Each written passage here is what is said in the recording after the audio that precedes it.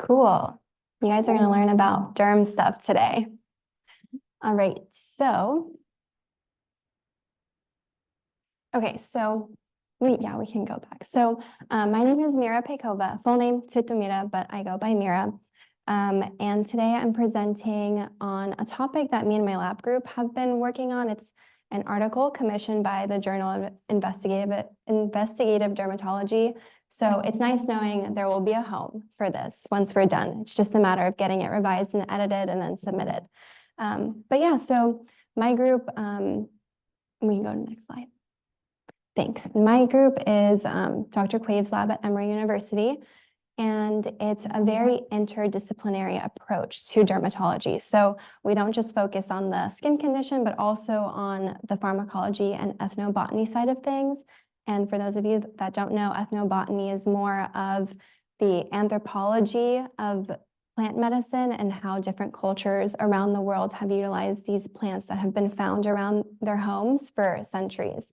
And so we do a little bit of everything. We have students who go travel to like the rural part of Georgia and collect plant samples. Then we have the biochemists who take those plant samples, extract the plant compound, and then turn it into a liquid that we can then use, or our cell biologists can then use their hydrocolloid patches to create into a vehicle that we can actually transfer to an animal and then eventually a human patient. So yeah, we're right in the middle of all of that. And if you guys have questions or interested, you can ask me about the lab after. Okay, so just another brief background. Our paper is not really a literature review per se. The paper is about plant compounds that we know are beneficial to the skin conditions that we look at in the laboratory, and that's atopic dermatitis, which is just eczema, and then acne vulgaris, which is your common everyday acne. And so the goal of this article was to really just highlight plant compounds and their basically origination throughout, and then how they traverse time in terms of how it's utilized in medicine. So before we start, I just wanted to give you guys a little bit of background on the oldest known documents. And it's not just dermatology, it's also orthopedic and a lot of different disciplines that were documented, and it's the Edwin Smith and Eberus papyri. They're originated from Egypt. And if you're wondering how the names are so Anglo-Saxon, it's because in the 1800s, 2 British men bought the papers. So, of course. But it's still interesting. Oh, wait, go back. So 3 things that I thought were super interesting about these papers is how what they used back in the day is now scientifically proven with evidence-based research and how it's like utilized in all of our skincare regimens. So sour milk baths were used by Cleopatra as an exfoliant because it has lactic acid in it. And that's the equivalent of our AHA, BHA chemical peels, which are the alpha and beta hydroxy acids. So if any of you guys have ever used that red ordinary face peel, that's literally the exact same thing, except this is like a full body immersion. And then we'll go into more detail about the Apiaceae plant, but that was basically ingested and then used for repigmentation purposes, either to even out your skin tone or in the case that I'll mention later, vitiligo for patients suffering from that. And lastly, ochre-rich mixtures, that's like the #1 original sunscreen form. So now we have more advanced technology, but that was like just a mud clay mask that you put over your skin to protect from the sun. Nice. Okay, so these are the 6 plant compounds: polyphenol E, psoralen, salicylic acid, anthralin, oleogel S10, that's a little bit more synthetic, man-made composition, and then podophyllitoxin. So they're all from these herbs. They're naturally sourced. Of course, in different concentrations, they can be developed into more effective and potent medications. But our focus today will be on psoralen. And that one comes from the Apiaceae family. It's this white flower here, but it comes in many variations. All right. So psoralen and PUVA therapy, that is basically UVA radiation. So you ingest it and then expose yourself to the sun. All right, so the discovery and history of psoralen. So as I said, it's found in a lot of plants, specifically Apiaceae family, but also fig, rue, celery, which makes it a very broad-reaching plant used in many cultures because it's found in so many plants. It's not just one specific area of the world. And then the way that it started was in the 1200 BC, Egypt and India have evidence of boiling this, extracting the plant substances, and then ingesting it or applying it topically, and then exposing yourself to sunlight after some period of time. And then in the 70s, researchers and doctors at Harvard Med School and also Mass Gen Hospital were able to basically replicate that in a more controlled setting, and then titled it PUVA photochemotherapy. And so that the first thing it was used to treat was psoriasis.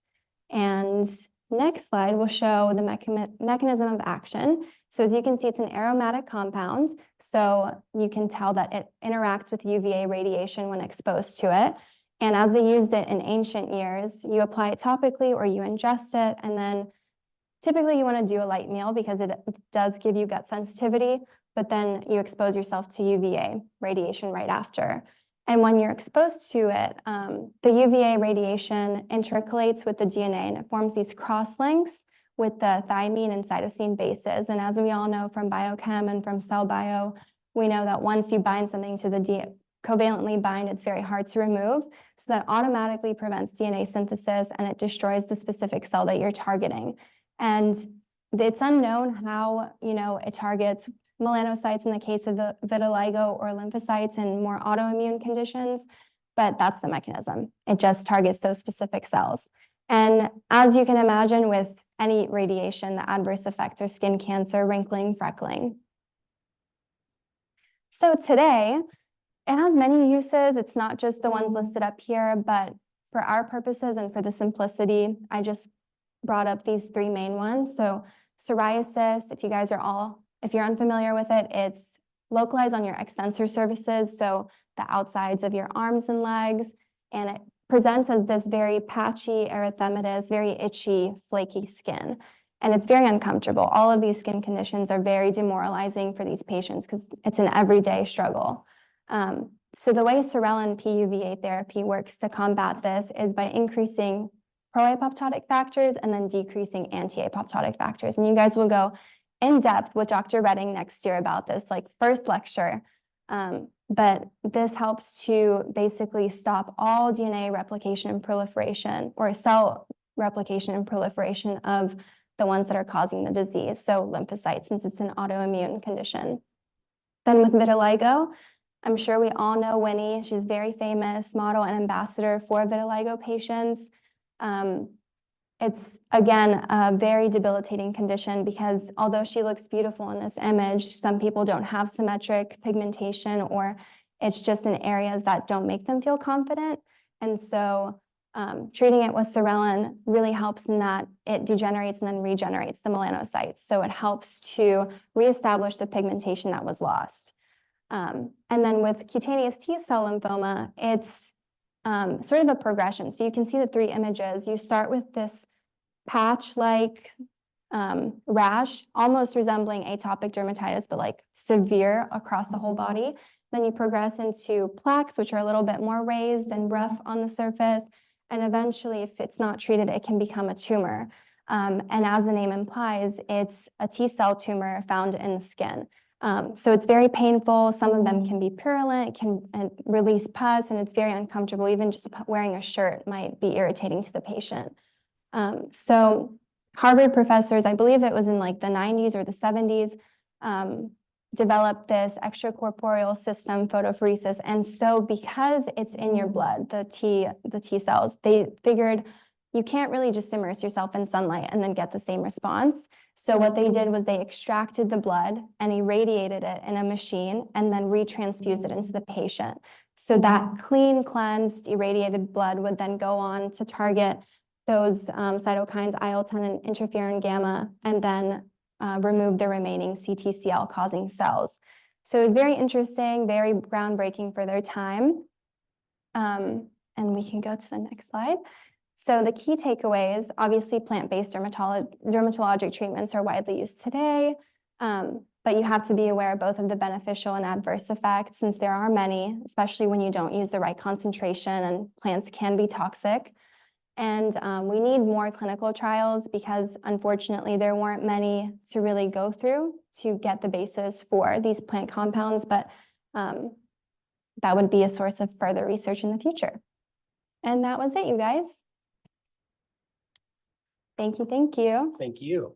Can I ask you a question? Yeah. It's really interesting. Yes.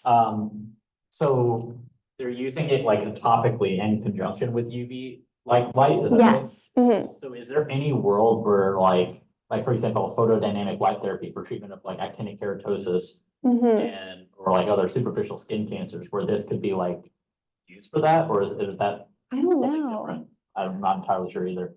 I'm thinking because it's similar, like cancer, CTCL is also a lymphoma. I assume that there might be some benefit, but I don't know if it's been explored. I actually didn't see that in the research when I was looking at it.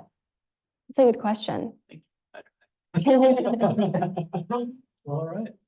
Cool.